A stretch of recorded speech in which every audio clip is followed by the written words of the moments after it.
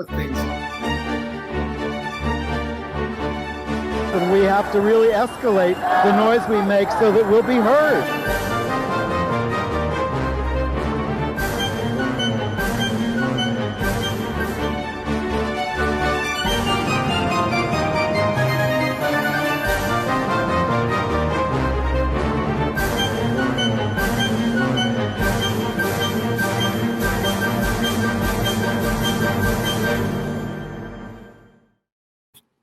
Welcome to Gay USA. I'm Andy Hum. I'm Ann Northrup.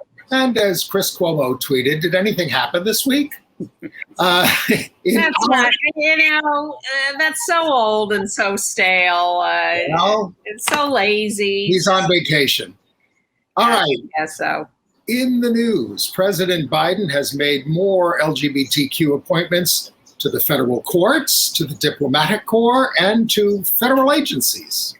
But someone who lost his job this week was Governor Andrew Cuomo of New York. And in doing so, he has taken down a couple of LGBT leaders with him. Well, one down, one in abeyance. At a Brooklyn grade school, fifth graders made a multicultural mural quoting lesbian poet Audre Lorde, and it was destroyed by school officials, and that sparked quite an uproar. And at the other end of the social spectrum, Vogue magazine is featuring a transgender model on the cover for the first time. The LGBTQ history of colonial Williamsburg is being uncovered, and we'll have another history note this week. And also Sweden and Finland. It's going crazy all over the place. At the Olympics, we're finally winding up the Olympics. Team LGBTQ, as they like to call them, has won 32 medals, which puts them in 11th place of all the countries. That's great. There's a warning out about counterfeit HIV drugs being sold at U.S. pharmacies. It's very disturbing, and I don't quite know how they're going to get a handle on all of it. That's a depressing headline. And the Delta variant of the COVID virus has put the U.S. conference on HIV and AIDS this year back online instead of in person. And today, August 11th, is the 40th anniversary of the first gay meeting about what we would come to know as AIDS. And I'll talk a little bit about what I learned by looking back in my files about that. Okay. As Andy is going through his files, it's a multi-year project, but uncovering all sorts of things, I'm sure. Shocking. So we will all be the beneficiaries of that as that excavation continues. Okay. So President Biden nominated Vermont Supreme Court Justice Beth Robinson, 56 years old, to the U.S. Court of Appeals for the Second Circuit. She led the marriage equality movement in Vermont. She was co-counsel on Baker v. Vermont in 1999 that led to civil unions and the marriage law 10 years later. She went to Dartmouth and Chicago Law School graduate, 17 years as a civil litigator, 10 years as associate justice in Vermont's High Court, would be the first out LGBTQ woman on a federal appeals court. Yeah, which is a big deal. I was actually surprised to hear that she was the first at that level, but I'll take it. And he also has nominated lesbian Charlotte Sweeney, an employment attorney, to the U.S. District Court in Colorado. She is also the treasurer of the Matthew Shepard Foundation. Now, that's the basic level of federal courts. Beth Robinson, as a Court of Appeals justice, would be a higher level, but nonetheless, Charlotte Sweeney would join the federal court system. Biden is finally getting around to nominating ambassadors. He picked Scott Miller, 41 years old, a gay activist, to be the U.S. ambassador to Switzerland and Liechtenstein. They go together. He's a former vice president at UBS Wealth Management. He and his husband, Tim Gill, are prominent philanthropists, donated $3.6 million to Democratic candidates and causes since 2010, including $365,000 to Biden's general election fundraising. Biden has announced that he wants to have no more than 1/3 of his ambassadors be rich donors. You got to give me a third. Couldn't they find something else for them to do? I don't know. But anyway, this guy is headed for Switzerland. Nice work if you can get it. And Biden is also reappointing Todd Harper to be chair of the National Credit Union Administration. This will be his first full term as head of the National Credit Union Administration. He's been there, on a temporary basis, I guess, up until now. Yeah. Yes. So those are 4 good, solid appointments. And he's a solid guy. He worked on these issues in Congress as a staffer. So, he's for real. He didn't make donations. Maybe he did. I don't know, but it didn't matter. And before we move on to a lot of other news, I want to pay tribute to Richard Trumka, 72, the president of the AFL-CIO, died of a heart attack at the age of 72, a great labor leader and a great ally to our movement. Even if some of our movement groups don't always reciprocate to labor. At a DNC, Democratic National Committee Pride speech in 2016, he said, people ask what's left after same-sex marriage back then. He said, my answer is everything. Stand up for trans rights, LGBTQ employment rights, protection from violence. He said, Trump loves himself and hates all of us. Now, this was before Trump got elected. He started as a coal miner in Pennsylvania. While he attended Penn State and Villanova Law School and became president of the United Mine Workers at 33 and became an anti-apartheid activist and in solidarity with Black Lives Matter. Yeah. Yes, a big loss and too soon, as with so many people we talk about these days. But not too soon is Andrew Cuomo losing his job as governor of New York. Personally, I wish he'd never been the governor. Sure. But that's me. So he gives his speech yesterday. He goes out trying to talk about his achievements and talks a lot about LGBTQ. His soon-to-be replacement, Kathy Hochul, the current lieutenant governor, was asked about Cuomo as a leader and administrator and her relationship with him in a press conference she just had. She said, well, as you know, I didn't have a good relationship with him. She hasn't spoken with him since February. She's the lieutenant governor. And she said, the one thing you can count on with me is whenever I do leave this office, no one will say that mine was a toxic atmosphere in the office. Hear, hear. But the governor left behind a lot of toxicity. And it's ensnaring some of the people who worked for him and with him. His former chief counsel, Alfonso David, there they are together at the Human Rights Campaign, who is now the president of the Human Rights Campaign, is alleged to have played a role in helping with a letter supporting Cuomo when the accusations against him first came out in December. And he also gave a file on one of the accusers to other staffers. He said he had to do this under the law as a former legal counsel, and it was leaked to the press. So this has caused an uproar everywhere, but also mainly on the Human Rights Campaign Fund staff. He had a conference call with all the staffers, and many were saying, "When are you going to resign?" Because they don't want to. They don't want this toxicity to extend to the Human Rights Campaign.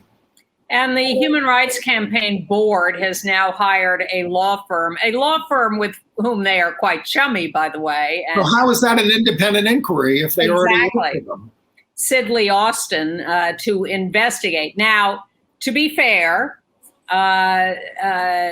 Alfonso's story is this. Now, again, if I were Alfonso, I never would have worked for Cuomo, but that's a whole other story. His story is that he, as chief counsel to Cuomo, was involved in various investigations and staff stuff when he worked there, one of which was a case involving Lindsey Boylan, one of the accusers of Cuomo, and that because it was the one he did the most with, he took the file home. Now, that's a problem in the first place.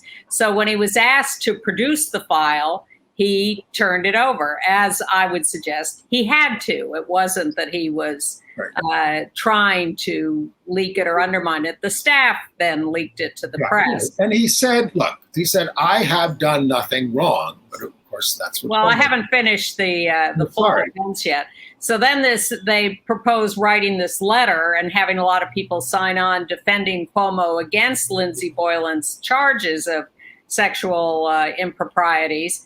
And they asked Alfonso to look it over and to sign on. And his story is that he refused to sign it, told them they should not be writing something that demeaned her.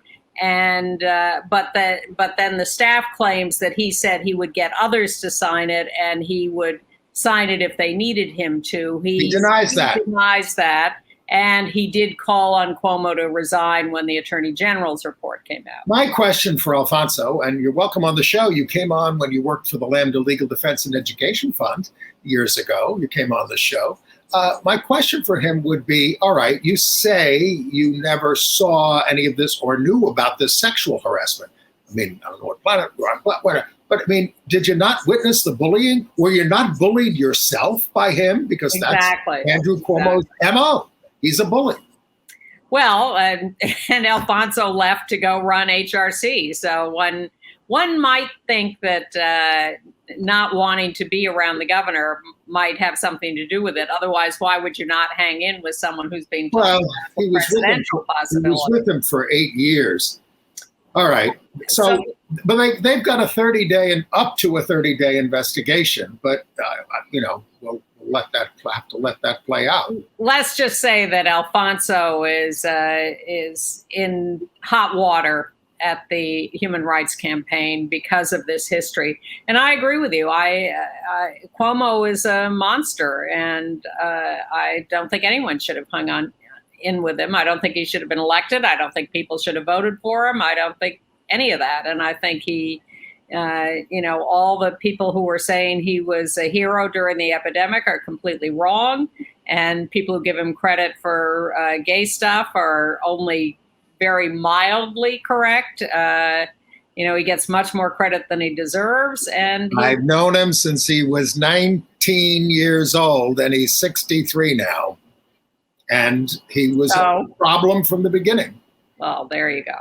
But the other person caught up in this is Robbie Kaplan, who we know as a great heroine for representing Edie Windsor in her challenge to the Defense of Marriage Act and winning that case at the Supreme Court. So she went on to help create Time's Up, the organization that fights sexual harassment of women and men, and has been the chair of the board of Time's Up. But she was called in to consult on this letter that was being written to undermine Lindsey Boylan. She is the lawyer for Melissa DeRosa, who has been Cuomo's chief aide for many years and who walked out the door about 2 steps ahead of him. And so Robbie has now had to quit as chair of the board of Time's Up. Right. And she's also the lawyer for E. Jean Carroll, who Trump allegedly raped years ago. And then Trump lied about it, said he didn't even know her. So she's suing him for defamation with Robbie Kaplan as her lawyer. And Jean Carroll says, Robbie Kaplan is still my lawyer. And the best lawyer. And Robbie says that when she was shown the letter about Lindsey Boylan, she told the Cuomo people, you shouldn't shame an accuser. And she objected to parts of the letter, but she also, in the end, said, if you take that stuff out, the letter is okay. Now, Hillary Rosen is defending both Alfonso and Robbie and saying they simply gave good advice and stayed away from these issues and should not be condemned.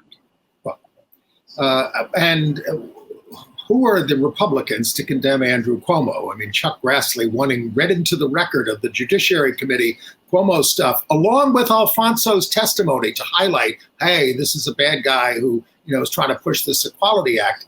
Well, I mean, they never condemned Trump, not just for sexual harassment, but for anything like trying to overturn the government. or Matt Gaetz, or any number of other Republicans caught up in various scandals. I like the response by Michigan Attorney General Dana Nessel, out lesbian, who says simply, I'm just not taking any more money or support from HRC. Okay. Can we move on? We can. Well, I hope we can all move on from all of this. Speaking of the Equality Act, you had 250 Catholic theologians calling for an end to discrimination against LGBTQ people, including some prominent ones like Sister Helen Prejohn, Gary Wills, Reverend Charles Curran, Mary McAleese, the former president of Ireland. But nothing in this statement challenges the Catholic Church's discrimination against LGBTQ people with its heinous theology and their theologians. I am speechless. It's an institution that shows no signs of crumbling, even as we pick away at little parts of it. All right. The U.S. Citizenship and Immigration Services announced that children of same-sex couples who are born overseas via a surrogate or other assisted reproductive technology are now eligible for U.S. citizenship. Well, don't they have to have some DNA relationship with one of the parents, one of the adoptive parents, or This week on Gay USA, we will answer that question. I don't know. I think they have to have some biological connection. And as I read the story, I thought, wait a minute, what about if you just adopt overseas? Is that not, as a same-sex couple, can you not? They're updating it, and the census is trying to update things. Their household pulse survey now includes questions about sexual orientation and gender identity for the first time. But they're asking things like sex at birth and current gender identity, and then gay or lesbian, straight, bisexual, or something else, or do you not know? And they asked, but they've already released some data today. They found higher rates of food and economic insecurity among LGBTQ Americans over non-LGBTQ. But anyway. Well, there's a trans activist who objects to the way they have configured these questions as obsolete and insulting, and suggests that the way you should do it is, what is your gender identity or gender identification? And then ask, do you consider yourself trans, or, ask more questions that probe a little deeper after that. But start with, what is your current gender identity? And of course, many transgender people just want to be known as the gender that they are, and that's it. So it's exactly. Now, the current census numbers are being sent this month to the states to work at to do redistricting. And we haven't been able to pass the voting rights bills that would protect against gerrymandering, but the bill is still alive. The filibuster has to be modified. Now, that reform, of course, you always hear it's being blocked by Manchin and Sinema, and that's true. But also Coons and Carper, senators from Delaware. So Joe Biden, you got to get in the game here if we're going to do this thing. There are paths to victory, but Biden's been very deliberate, evenly paced going along with all of this stuff. And we've all been skeptical about a number of these issues as he's gone along. And the latest has been this infrastructure stuff. And I think we all thought that was going down the drain. But step by step by step, he has gotten to a place where not only is the first trillion approved in the Senate, but now they're on the road to approving the 3.2 trillion more, which is going to give it a real shot in the House, which is the real problem area at the moment. Give him credit on a lot. I've given up being so initially skeptical. of these issues. I have a little more faith that patience will get us to some of these. All right. One of my favorite stories of the week, the American Medical Association. Yes. They just outright recommended removing sex entirely from birth certificates. They said it would be a valuable first step in addressing the inequities trans and intersex people. Wait a minute, not removing it entirely, removing it as a legal designation. So what they've suggested is that it still be recorded, but not be public information, not be used by as a legal entity by public organizations. So is it still on your birth certificate? Yes, but in a more concealed way, not available as public information. Invisible ink? I mean, sometimes you have to produce your birth certificate. Code. Stick figures. Don't get me started on that. But what they said, which was, I agree with you, is just fascinating and wonderful. They said gender is a spectrum. Very amazing and admirable. Right. All right. Let's go to Brooklyn. Okay, I was going to go to Charlotte, North Carolina, but Go ahead. Well, Charlotte, North Carolina, the city council has just expanded its non-discrimination law, adding sexual orientation, gender identity, pregnancy, family status, and natural hairstyles as protected categories from discrimination in employment. Now, they tried to do this 5 years ago. So the Republicans in the legislature, and they had a Republican governor, passed a law saying you can't do anything that goes beyond what we cover in the state. So now they have. Other cities have done this as well. Even when Governor Cooper, the Democrat, managed to get rid of the bad trans bathroom stuff, they still had this thing, you can't pass civil rights laws. That expired in 2020. And so cities across the state are doing this. In Texas, however, things are still bleak and getting bleaker. Governor Abbott is now for the third time asking the legislature to pass a no trans youth in sports bill.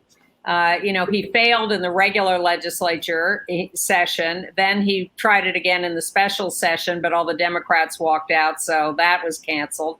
And now they're back in a second special session, and it's again on the agenda. And just the really heartbreaking reports are of how even this discussion is traumatizing trans kids, just viciously, and right-wing activists are showing up at hearings to assault and torture trans kids who are there to lobby or to testify, and it's a hideous situation in Texas. Well, better news in Charleston, West Virginia, where they banned conversion therapy. Yes, that is better news. And mixed news in Brooklyn. Go ahead with that. All right. So we have a picture of it. Fifth graders working with an outside group that they got a grant, made a mural for the cafeteria that included Black Lives Matter and a quote there on the left from Audre Lorde, the lesbian poet, once the poet laureate of New York State. "Your silence will not protect you," her famous quote. It was taken down at PS 295. A principal, Frank Giordano, of another school in the complex, said he felt attacked by the Lorde quote.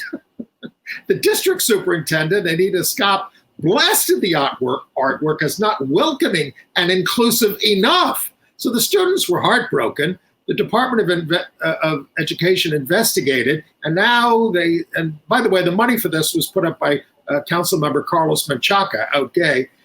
But now they're going to restore it somehow. The fifth graders are going to be in the sixth grade, so I don't know how quite they're going to do it. But wow. Well, part of the reason it's being restored is because this controversy got on the front page of the Daily News. Well, the idea that principal said your silence will not protect you made him feel attacked is just, that's my favorite story of the week. Yeah. What is he scared of? Yeah, exactly. What is his problem?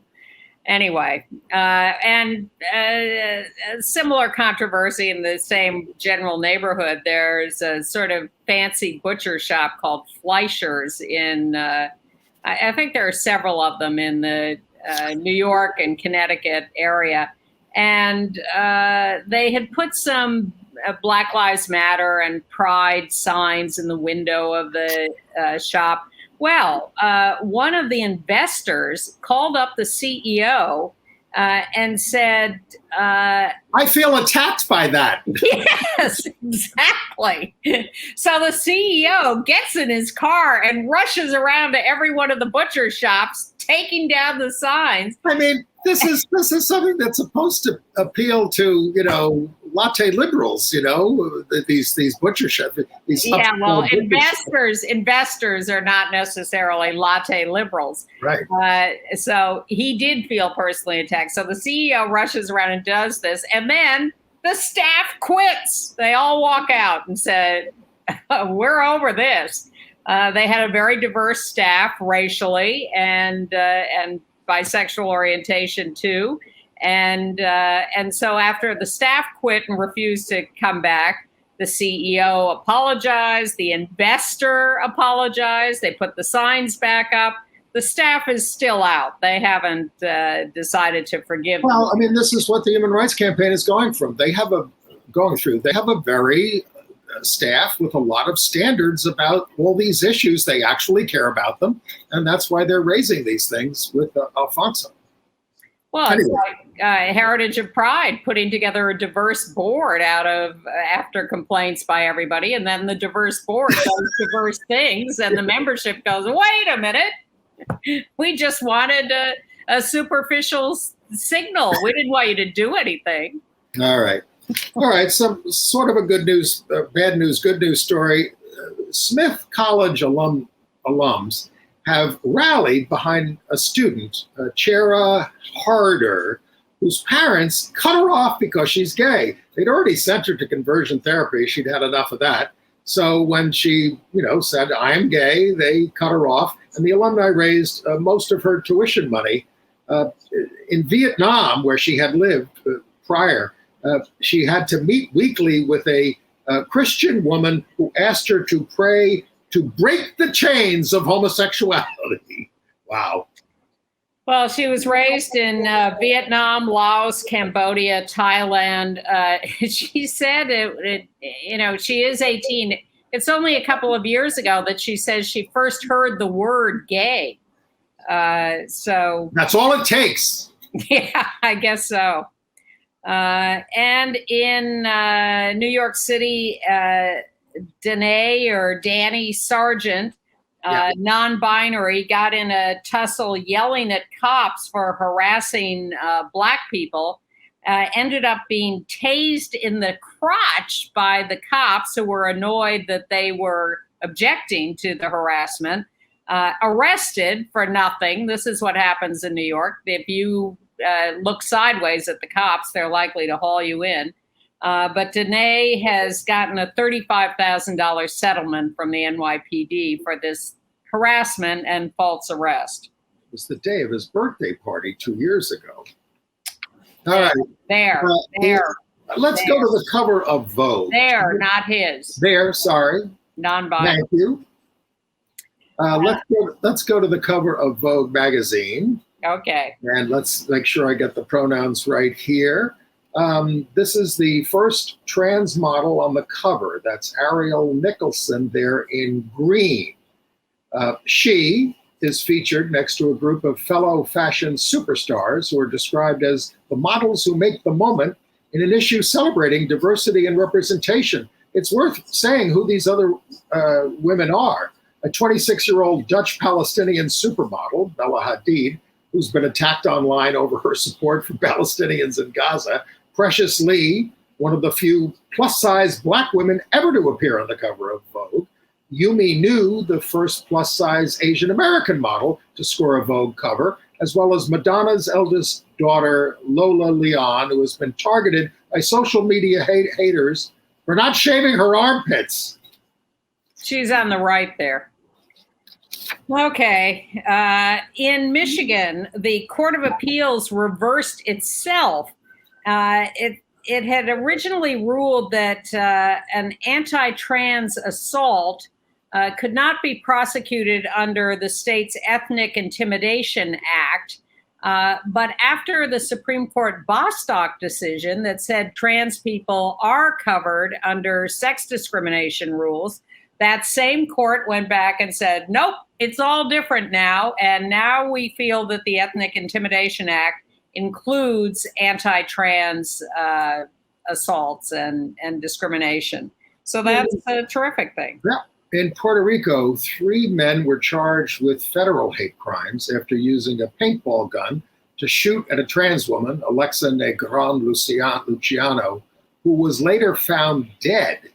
2 are being charged with obstruction of justice. No one has been charged with the murder. She was shot dead later. We don't know whether these guys had anything to do with it or not. And in Cleveland, Ohio, another murder of a trans woman, Tiara Marie Lewis, 30 years old, murdered in June, shot dead. They've indicted a guy for this, but it took a month for the story to come out because she was totally misgendered by the criminal justice system, by the press, by her family. This is just routine that people are misgendered. And Lewis had been trying to break away from sex work and recover from addiction. Apparently experienced blatant transphobia in shelters. So a tough fight. And in Dallas, Texas, a trans woman was shot dead at a homeless encampment. Not even identified yet. They're still working on that. But this is, we're now in the mid-30s of trans women killed in the United States this year that we know about. In Arizona, outstate Senator Tony Navarrete, 35, was arrested on felony charges related to sex with an underage boy and attempted sex with another. His last the LGBT caucus is calling on him to resign. His 16-year-old accuser says the abuse started when he was 13. And no case is too old, evidently, to be brought up again. In Newport, Rhode Island, cops have reopened the case of heiress and philanthropist Doris Duke murdering her gay companion, Eduardo Tirella. Yep.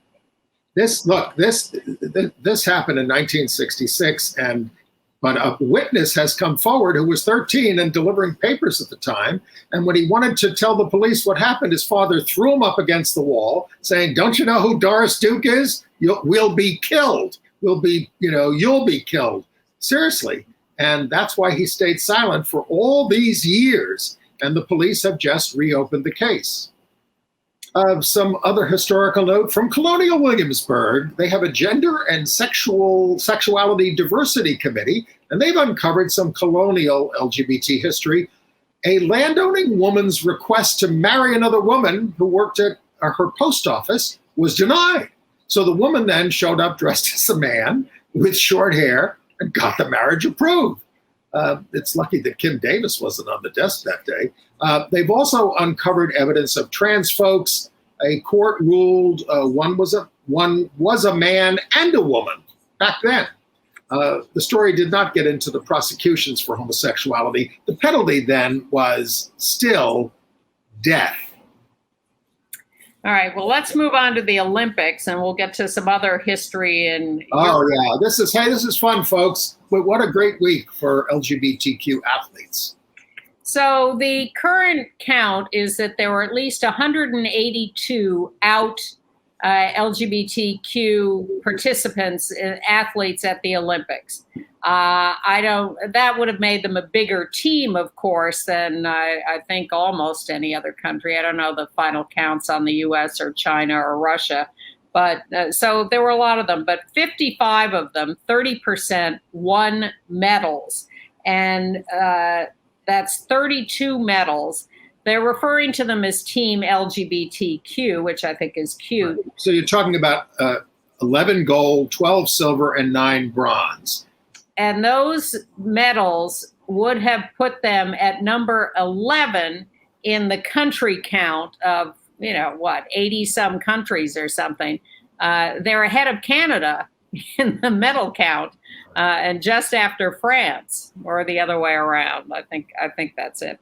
So we thought we'd run you through. We've been noting some of them in the last couple of weeks, and as the games have now closed, we thought we'd run through some highlights of a diverse group from around the world. Why don't we do what we did last week, where, Rich, you just throw up the picture and we'll tell you who it is. Okay, that's Emma Twigg, won gold in single sculls in rowing of New Zealand, finished 4th in the last 2 Olympics, and broke through in Tokyo. So this is actually, she's from New Zealand. Wait a second, I got another. She's from New Zealand. This is her 4th game she's competed in. She says that it's only after she came out, got married, and achieved, happiness that she finally first won a medal.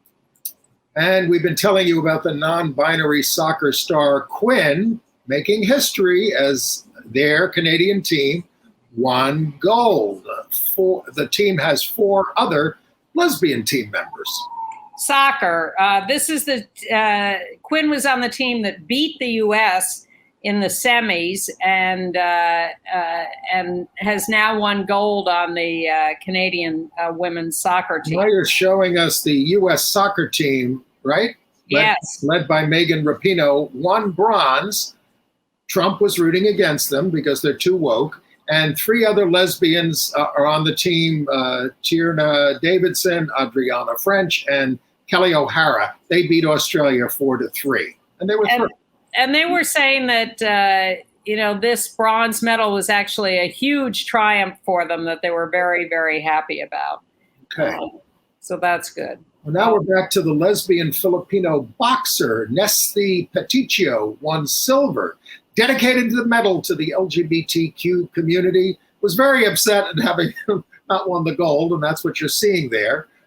But still an enormous achievement, and will be back next time. And says about dedicating it to the LGBTQ community, let's go, fight. So a very assertive support. This is for real, because this gets an enormous amount of news coverage back home, and it does help advance the movement. What you got next, Rich? Okay, Brazil's marathon swimmer Ana Marcela Cunha won the gold, won by less than 1 second, her first world or Olympic title. Next, Tom Daley back. He won you may remember he won the gold in the pairs diving, synchronized diving. Now he's won the bronze on his own in the 10-meter platform diving. So he's walked away with, and this is his 4th Olympics or something. Yep. He's been doing it since he was 14. Yeah. He was asked at the press conference about the social media abuse of LGBTQ athletes at the games. And he said, look, there are 10 countries here at these games where being LGBT is punishable by death. I feel extremely lucky to be representing Team Great Britain, to be able to stand on a diving board as myself with a husband and a son and not worry about any ramifications. History shows us that society has been dictated from the straight white male experience. And he argued for coming together around issues of gender, race, religion, and sexual orientation, use all those different points of view, and make the world a better place. And then he became the darling of the games with his other activity, which is knitting and crocheting. And So I finished the jumper, and here we are. Very bright right now. This says Tokyo. We've got GBR. We've got Union Jack and Team GB. Thoughts and opinions, please, but be nice. he makes all those himself. He's very articulate about all these issues. So more power to him. He's a great knitter. I love that sweater. And the thing he was making last week was for a dog. Yes. That we showed you. Yeah. All right. Here Now, from the Netherlands is the 4x400 men's relay team. And on the left there is Ramsey Angela, who is out, and they won the silver medal. Okay. And then we've got the USA softball team. They took silver, losing to Japan 2-0 in the gold medal match. You have Ali Carda, Amanda Chid-Esther, Hailey McElhenney. They're out. Pretty upset at the loss. The Olympics, by the way, is ditching softball until at least 2028, which is also kind of upsetting. And then basketball. So the U.S. women's basketball team, I don't think has ever lost the gold medal. And well, they wanted to get these two, it's their 5th gold medal. Yeah. Diana Taurasi and Diana Taurasi and Sue Bird, right, 2 out members of the team. They won the gold. And while Bird was playing, NBC interviewed her wife, Megan Rapinoe, about what she was feeling watching her play, and she got to talk about how much she loved her. And then she showed how much she loved her. When the game was done, there they are kissing in front of the world as the U.S. women win the gold in the basketball. I hope these images go out to all the world. Oh, I think they have.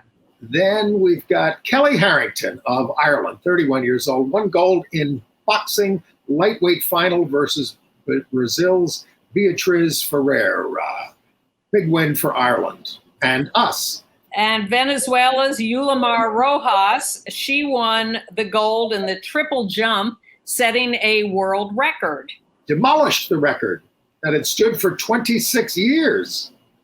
And then and then there's this wonderful picture of the handball team from Team France, which won. That's out Amandine Leynaud of France, here getting a kiss from her teammate, Cléopâtre Darlieu. They won gold. And they have another lesbian member on the team named Alexandra Lacrabert. But a couple of more controversial things. This is Gong Li Zhao from China, who won gold in the shot put.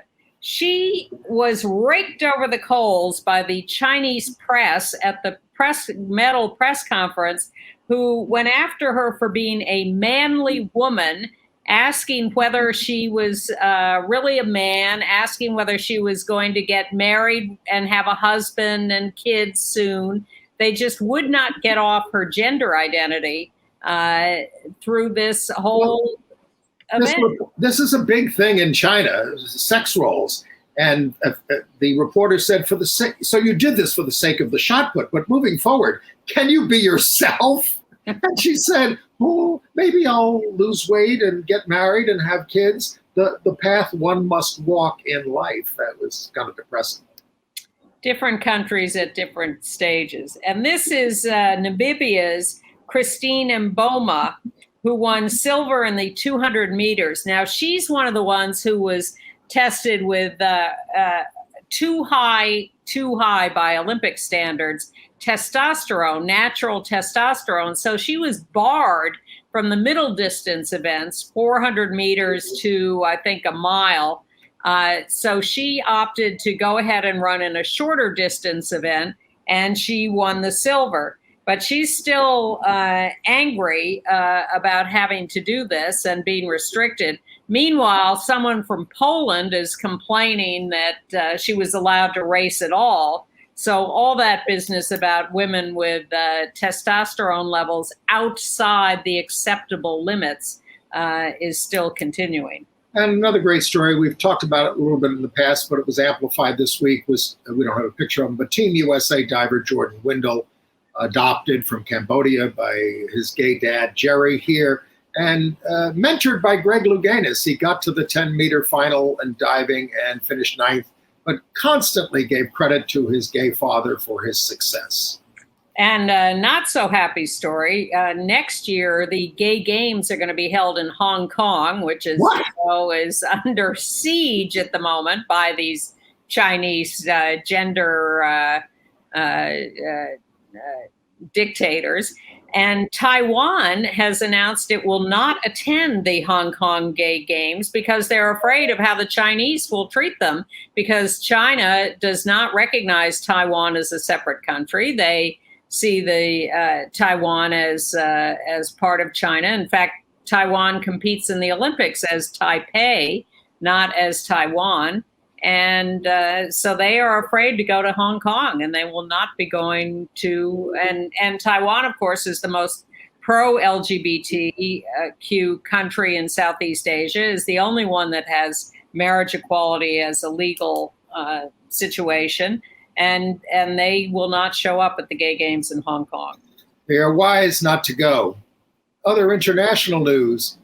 London, we told you they had Reclaim Pride. Well, now the traditional Pride, which was to take place in September, was canceled. Peter Tatchell, the activist there, suspects because the sponsors are pulling out in the wake of damaging allegations of racism and bullying on the board of the regular Pride. He also complained about the limit to 30,000 people, and you had to pay to attend that Pride. You have to pay to. You have to pay to. You mean as a spectator? Yeah, as a participant in the march, or actually, if you want to be part of the whole party that's going on down there. Well, that's true in New York too, with Heritage of Pride. Organizations have to pay to be in the march, and all the parties are high ticket events. It's all Reclaim Pride. Free for everybody, and much cheaper to produce. Almost nothing. All right, good news from Ghana, where the court there has dismissed the case against 21 LGBT activists who had been arrested. They're having a meeting in a hotel, and the cops came in and busted them. Don't celebrate too quick, because the law is pending that's going to arrest all LGBTQ people and anybody who supports them for 10 years in prison. So they're just getting ready for that. Better news in Mexico and the state of Baja California. Marriage equality, constitutional reforms and laws have been published, so gay couples can get married in Tijuana, Mexicali, and other places like that. Not so good news from Russia, where a lesbian mom and her lesbian daughter and their partners have fled from Russia to Barcelona because they did an ad for a grocery store that thought it was being, very progressive by having all these lesbians in this grocery store ad. Well, they got absolutely hounded and trashed for doing this, and they have now fled from Russia. And it was a very busy week for the fascist dictator of Hungary, Viktor Orban. He met with Tucker Carlson of Fox News, who was angling to be the fascist leader of the United States, and issued a decree that restricts the sale of children's books with LGBTQ plus specific themes may not be sold within 656 feet of a school or a church. Oh my God. Or a child protection institution.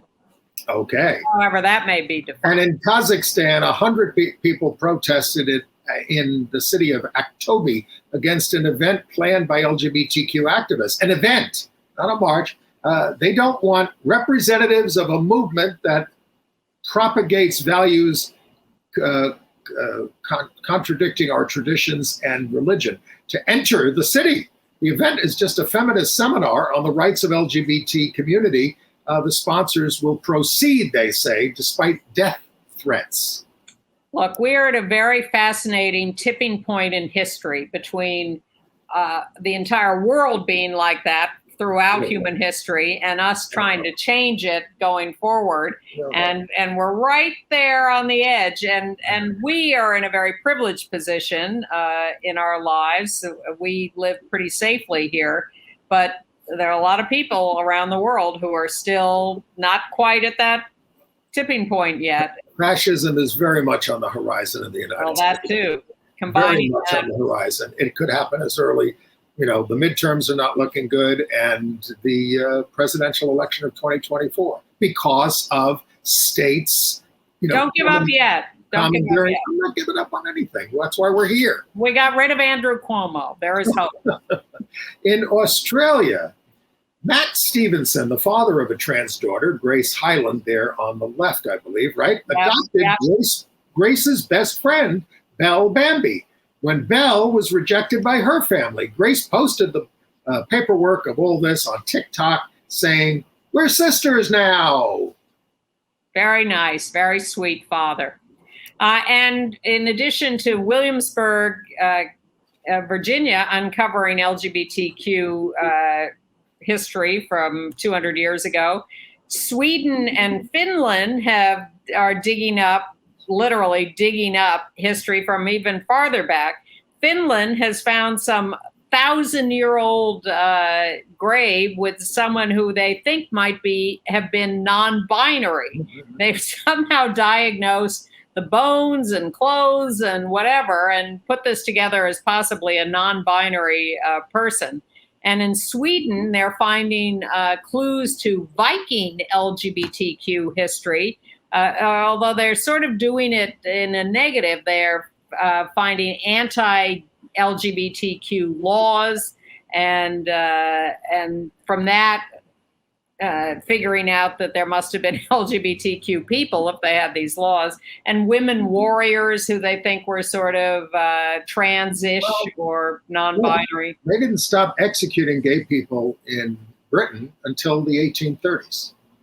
Well, we have always asserted that there have always throughout, human history and animal history too, been diverse sexual orientations and gender identities, and now we're beginning to get a few clues to that. In our last 6.5 minutes, how about some AIDS news? Sure.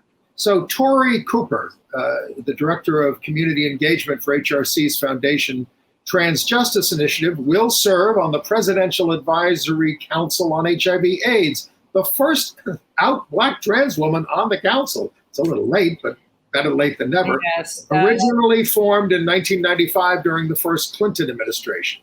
And Tori's been an advocate and educator on HIV and AIDS issues for 30 years. She is very, very experienced in the field. Okay.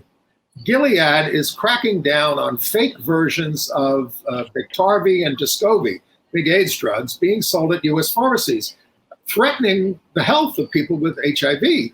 Counterfeiters are selling these to the pharmacies using genuine Gilead bottles. Biktarvy brought in $3.82 billion worldwide in just the first half of this year. So there's a tremendous motivation here to do this. Descovy just $794 million.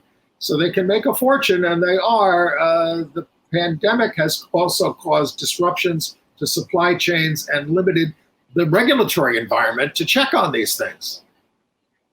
Okay. Do you have any other AIDS news, or should we move on? Well, COVID. I want to say something about COVID. The fact that the CDC is not tracking breakthrough infections is just nuts and endangers us all.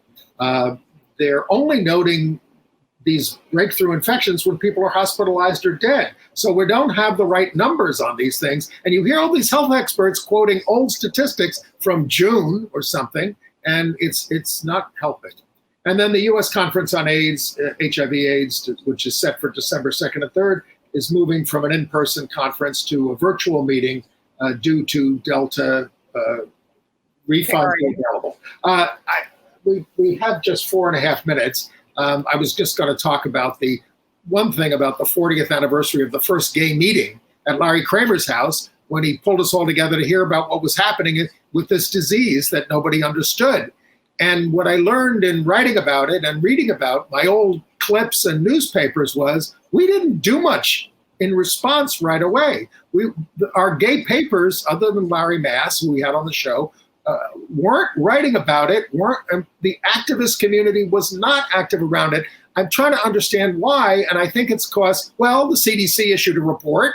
They seem to be tracking it. We don't have the capacity to do that. But then we learned that if we didn't raise the money and if we didn't do something, nothing was going to happen. But it did take a while that because people were getting sick and dying in the late 70s, and they weren't invisible. They were seen and known. And the CDC report came out in 81. ACT UP wasn't formed till March of '87. GMHC before that, but yeah. Well, I mean, by 1983, people were responding. You had that big circus benefit for the gay men's health crisis. Yeah. There was more information and stuff out there, but in the beginning, it was slow.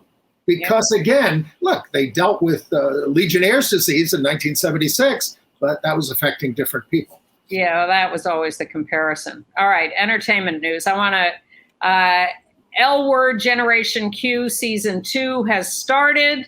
It's the same great soap opera. I recommend it. And who should pop up as the girlfriend of one of the power couple who split in the first series? Jennifer Beals and Laurel Holloman. Well, Laurel Holloman is now with Rosie O'Donnell. It's so absurd. But anyway, you can check it out. I also finally caught up on Hulu with Portrait of a Lady on Fire. Yes, there's a lot of talk about the only lesbian movies are these historical dramas. It's a little slow, but it's quite affecting, and I thought it was worth watching, so I would recommend that. Well, I watch Unforgotten on PBS on Sunday nights, a big lesbian presence in this current issue. DeBaby, who we talked about last week, well, he's taken down his apology that he made. Well, let's not talk about him anymore. All right, let's talk about Batman and Robin, because DC Comics, the third Robin, Tim Drake, has realized he is bisexual when fighting alongside his friend Bernard Dowd. Bernard asks Tim for a date, and Tim says, yeah, I think I want that. Finally, I watched a documentary, Jamil and Tim, that is playing at the LA Outfest Festival next week, in person on the 15th, virtually on the 16th through the 18th. This is the story of the two guys who were killed by Ed Buck.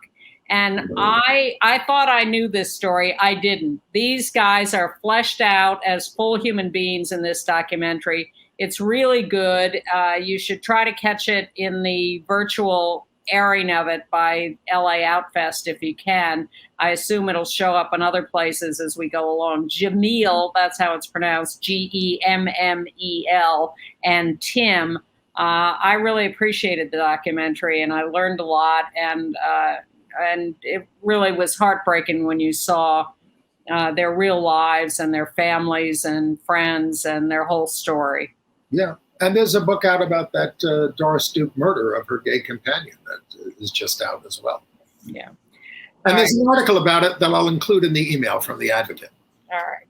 So that's it for this week. We assume there will be more news next week, and we will be back here to tell you about it. Someone asked me, do you ever run out of things to talk about? No, not yet. Not in 25 years yet. Not yet. Thanks for being with us, and we will see you next week. We do have 19 seconds. Sign up for our email list, gayusatv.org. Just go to the website. And the show's always there as well. Yes. See you next week.